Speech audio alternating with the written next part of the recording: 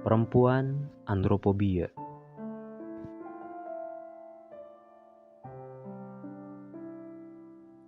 Sudah lama aku mengidap andropobia, jauh sebelum seseorang meninggalkan aku untuk kali terakhirnya. Hidup penuh dengan bayang-bayang masa lalu itu selalu membuat pikiran dan jiwa tidak bebas. Masa lalu yang kelam yang dibiarkan hidup terus-menerus akan menghancurkan masa depan. Mereka hidup seperti benalu yang menghantui pikiran dan hati seseorang. "Apa yang membawamu datang untuk menemuiku?" tanya Soraya. Soraya setiap pagi selalu memandangi laut dari luar jendela. Baginya laut membuat suasana hatinya teduh dengan suara deburan ombak yang pelan. "Ada sesuatu yang harus aku ketahui darimu. Ini menyangkut kehidupanku, kehidupan seorang perempuan," ujar gadis muda. Gadis itu mendekati Soraya. "Boleh aku duduk di sampingmu?" "Baiklah, untuk kali ini saja."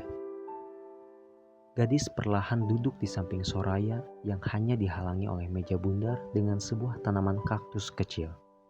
"Haruskah aku memanggilmu Soraya?" "Panggil aku Soraya saja." "Apa kau selalu berada di beranda rumah setiap pagi?" tanya gadis. "Sudahlah, jangan berbasa-basi denganku. Aku tipe orang yang tak banyak basa-basi." "Benarkah? Aku hanya mengira bahwa kau hanya beralasan untuk menghindari keramaian, Soraya." Soraya seketika melihat gadis. Wajahnya tak terlihat seperti orang yang senang. Matanya menatap gadis muda itu. Gadis melihat balik mata Soraya. Tampak terkejut. Mata yang satunya terlihat aneh. Warna hitam di bola matanya tertutup dengan warna putih keabu-abuan. Terasa tak ada gairah sama sekali. Kantung mata yang tampak lebam menandakan bahwa Soraya seringkali kesulitan untuk tidur. Atau bahkan ia pernah tidak tidur sama sekali. "Aku hanya tidak menyukai sesuatu saja," tukas Soraya. "Maksudmu lelaki?" Sebuah ingatan yang kelam tiba-tiba menyerang pikiran Soraya. Ia seperti melihat dirinya sendiri ketika melihat gadis muda itu. Ada sesuatu yang terekam kembali di pelupuk matanya, sebuah kejadian yang tidak dapat dilupakan. "Sudah kubilang berapa kali kepadamu, hentikan pekerjaan sesat itu. Masih saja kau melakukannya, bocah sialan." Laki-laki itu baru saja menyentuh keras pipi seorang perempuan yang menyayangi Soraya dengan telapak tangannya yang besar dan hitam. Matanya seperti serigala yang selalu Soraya lihat di buku-buku dongeng, besar, hitam, dan menakutkan. "Tidak, aku tidak pernah melakukan hal itu, ya ampun. Ah, diam kau." Kakak Soraya memegangi kaki lelaki itu, namun ia terpental. Lelaki itu menendangnya. Ia tampak sangat marah sekali, lalu menendang meja dan kursi yang ada. "Rupanya kau memang harus diberi pelajaran yang keras," kata lelaki itu. "Enggak, jangan ya, sakit. Kumohon jangan." Lelaki itu menarik rambut kakak Soraya yang telah kusut. Kakak Soraya berusaha melepas tangan lelaki itu dari rambutnya. Ia menjerit kesakitan. Soraya mengambil secangkir teh manis di atas meja dan meneguknya secara perlahan. Ia merasakan air itu mengalir melalui kerongkongannya. Seperti biasa, ia tak merasakan rasa manis dari gula. "Ya, aku memang tak menyukai seorang lelaki manapun di dunia ini," kata Soraya. "Siapa yang memberitahumu, nak?" Gadis itu terdiam. Soraya melanjutkan, "Kau tak perlu takut. Ibu Panti. Sudah kuduga, wanita itu selalu saja membuatku kesal." Gadis menarik napas panjang. Ia mulai sedikit terbiasa dengan Soraya. Soraya memang hampir tidak pernah bertemu dengan orang lain selain orang-orang panti. Dulu pernah ada seseorang wartawan ingin bertemu dengan Soraya. Namun ia tak ingin bertemu siapapun, apalagi mendengar ada seorang lelaki. Ia langsung masuk kamar dan tak ingin berbicara apa-apa. Gadis adalah salah satu orang yang berhasil bertemu langsung dengan Soraya. Sebelumnya ada perempuan yang Soraya kenali sendiri ingin bertemu dengannya, mantan pembantunya. Awalnya Soraya tak ingin bertemu dengan mantan pembantunya, tetapi mendengar pesan yang disampaikan mantan pembantunya itu membuat Soraya mau tidak mau menemuinya. Mantan pembantunya itu memberitahu Soraya bahwa bibi Soraya telah meninggal dunia. Orang yang lebih banyak mengurusi Soraya ketimbang ibunya sendiri. Soraya sudah menganggap bibinya adalah ibunya sendiri. Gadis memohon kepada ibu panti untuk bertemu dengan Soraya.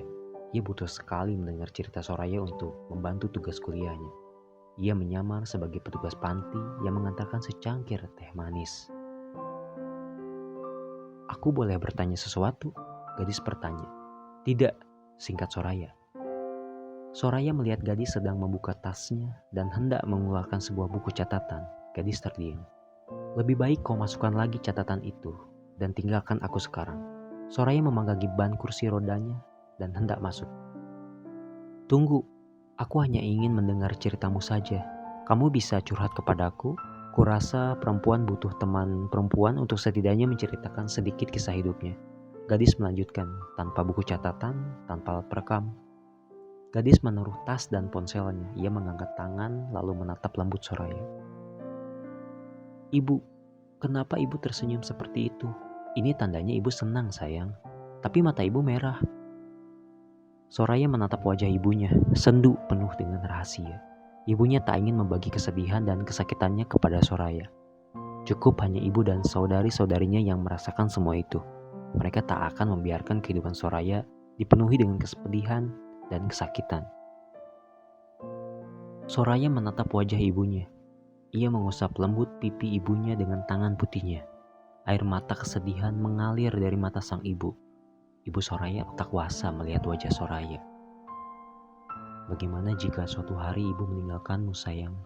Rasanya sama seperti kematian," gumam ibu Soraya. Ibu Soraya mengusap air mata yang tersisa di matanya. Ia memberikan senyuman terindah untuk anak bungsunya. Soraya tidak tersenyum. Ia tahu bahwa senyum ibunya itu penuh dengan kebohongan. Soraya bukan seperti kebanyakan anak perempuan lain yang bermain dengan teman-temannya. Hampir tidak ada anak yang mau berteman dengan Soraya. Teman-temannya selalu menjauhinya karena takut. Ayahnya adalah seorang yang angkuh dan suka marah-marah. Ayahnya melarang Soraya bergaul dengan teman-temannya. Soraya takut akan kehilangan orang yang berada di sekitarnya, ibu, kakak. Saat mereka tak ada, siapa yang akan menjaga dan melindungi Soraya dari lelaki itu? Ibu gak akan ninggalin aku kan?" "Enggak, sayang. Ibu akan selalu bersamamu." Ibu Soraya meneteskan air matanya kembali. Gadis melihat mata Soraya. Kelopak matanya tampak menurun. Air mengalir perlahan dari sudut matanya. Cerita Soraya membuat haru gadis. Ia melihat sebuah penderitaan menghuni di dalam tubuh Soraya. "Apa yang membuatmu tak menyukai lelaki?" tanya gadis. "Bisa kau bertanya yang lain?" "Baiklah, apa kau senang hidup di panti ini? Aku melihatmu seperti tidak betah berada di sini." "Aku bersyukur berada di tempat ini. Memang orang-orang di panti ini selalu saja menyebalkan, selalu mengaturku, tidak boleh ini itu. Mereka banyak sekali aturan. Namun di samping itu aku senang, tempat ini membuatku tenang," kata Soraya.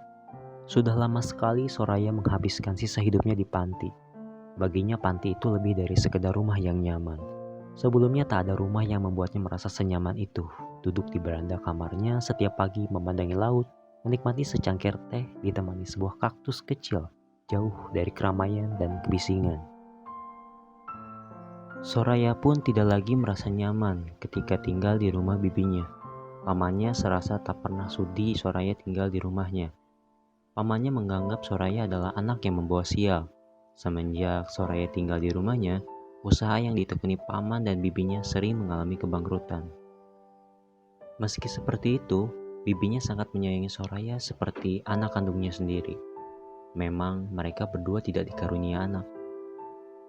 Soraya pernah pergi meninggalkan rumah bibi dan pamannya karena tak sengaja mendengar pertengkaran mereka.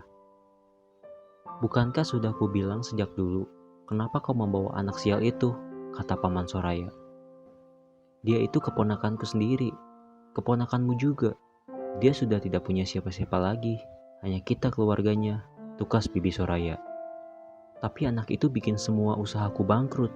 Aku tidak pernah suka anak itu tinggal di rumah ini." "Tapi Mas," sebuah pukulan keras dilontarkan oleh paman kepada bibinya. sama persis yang dilakukan lelaki biadab kepada kakaknya. Soraya melihat dari balik tembok. Pamannya melihatnya menguping pembicaraan mereka.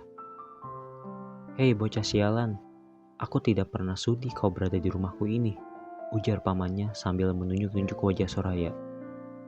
Ia melihat wajah pamannya penuh dengan kebencian. Matanya sama seperti sosok lelaki yang sering memukuli ibunya, tajam seperti mata elang. Soraya sangat takut melihat mata itu. Ia menangis dan diam-diam pergi meninggalkan rumah itu. "Aku masih penasaran apakah masih ada keluargamu yang masih tersisa," kata gadis. Soraya sesekali melihat seksama gadis itu. Rasanya seperti melihat seseorang yang ia ingat. Wajahnya teduh dan cantik. Rambutnya panjang diikat. Tidak terlihat gadis itu menggunakan make up maupun bedak. Bahkan tak terlihat sepasang anting menggantung di telinganya. "Kamu itu anak yang cantik, Soraya. Kamu akan tambah cantik ketika memakai kalung ini. Kalung yang sama dengan yang kakak pakai." Kakaknya adalah perempuan yang sangat Soraya sayangi. Apapun yang kakaknya miliki selalu diberikan kepada Soraya. Semua yang pernah kakaknya berikan selalu Soraya simpan dengan baik. Setidaknya ketika ia rindu sosok kakaknya, ia selalu melihat lagi pemberiannya. "Kau mengingatkanku pada seseorang, kakak perempuanku," ujar Soraya. "Kakakmu itu masih ada?" "Entahlah, hingga sekarang aku tak tahu di mana dia." Melihat dari keadaan Soraya saat ini, gadis itu menyimpulkan bahwa kakaknya itu sudah tiada, meninggal dunia. "Aku ingin tahu berapa usiamu saat ini?" tanya gadis. "Tebaklah." 70 tahun, nyaris 69. Gadis mengetahui bahwa Soraya kini tak memiliki keluarga lagi. Dunia membiarkannya hidup seorang diri dengan kehidupan trauma masa lalu yang kelam. Dia tak bisa bayangkan menjadi seorang Soraya di usia senja ini seperti apa. "Di usiamu yang sekarang, kau tampak sehat," gadis merayu. "Tapi tidak dengan jiwaku." Senyum gadis tiba-tiba hilang. Soraya melanjutkan, "Aku ini bukan perempuan baik-baik, nak. Juga bukan perempuan normal sepertimu." Sudah lebih dari 5 tahun Soraya menghilang. Ia mendapat kabar bahwa ibunya meninggal dunia karena penyakit asma yang sudah kronis. Soraya kembali pulang dan merasa terpukul sekali bahwa wanita yang selalu memberikan semangat hidup itu telah tiada. Yang tersisa kini hanya ia dan kakaknya. Lelaki biadab itu tentu masih tidur satu atap dengan mereka. Rasa ketakutan Soraya semakin menjadi-jadi ketika melihat memar-memar di wajah dan lengan kakaknya. Soraya yakin memar itu adalah perbuatan lelaki itu. Sampai kapan mereka akan disiksa seperti itu? Sebuah pertanyaan selalu saja ingin Soraya lontarkan kepada lelaki itu.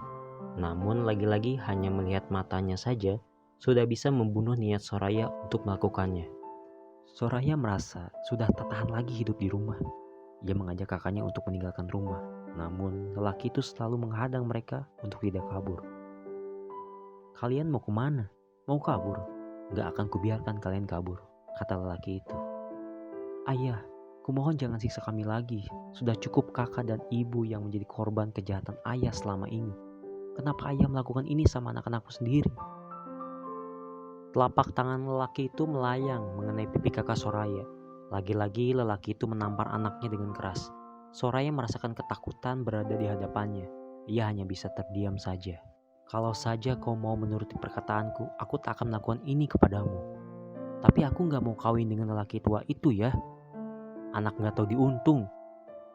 Kakak Soraya menolak untuk dikawinkan dengan juragan tanah terkaya di kampungnya. Gara-gara ayahnya tak sanggup melunasi utang-utangnya kepada juragan itu. Sebagai imbalan untuk melunasi uangnya, ayahnya akan mengawinkan putri keduanya kepada juragan yang sudah memiliki 3 istri. Sebelumnya kakak pertama Soraya terpaksa menuruti ayahnya untuk menikah dengan lelaki kaya yang memiliki banyak istri. Namun hingga sekarang ia tak pernah bahagia, hingga akhirnya bunuh diri. "Tidak ayah, jangan, kumohon. Kemari kau, kuberi kau pelajaran." Kakak Soraya dipukuli habis-habisan oleh lelaki itu. Ia terus memohon untuk tidak dipukul, menjerit dan menangis menahan sakit di wajah dan punggungnya. Soraya menyaksikan adegan kekerasan itu di depan matanya. Tak ada yang bisa ia lakukan, bahkan ia hanya duduk di pojok ruangan sambil menangis ketakutan melihat kakaknya dipukuli. Tak ada yang bisa ia lakukan selain menangis. Soraya melihat lelaki itu, bukan seperti sosok seorang ayah, lebih buruk dari itu. Serigala menakutkan yang sering ia baca di dongeng-dongeng kini berwujud di depan matanya. Soraya semakin histeris mendengar jeritan kakaknya. Tak henti-hentinya lelaki itu menyakiti kakaknya. Memar-memar di wajahnya berubah menjadi luka berdarah. Tak bisa dibayangkan bagaimana kondisi kakaknya saat itu. "Ayah, cukup, ampun ya, ampun. Maafkan aku." Lelaki itu menarik keras lengan kakak Soraya hingga terjatuh. Sebuah telapak tangan melayang di atas kepala mereka. Degup jantung Soraya memuncak. Ketakutannya berubah menjadi keganasan. Ia melihat sebuah vas bunga di atas meja. Dengan refleks diambilnya dan dilemparkan dengan keras. Vas bunga itu melayang ke udara dan tepat mengenai kepala ayahnya. Lelaki itu langsung mengeram kesakitan. Vas bunga pecah berserakan di lantai. Soraya bangkit dan menjauhkan lelaki itu dari kakaknya dengan mendorong keras.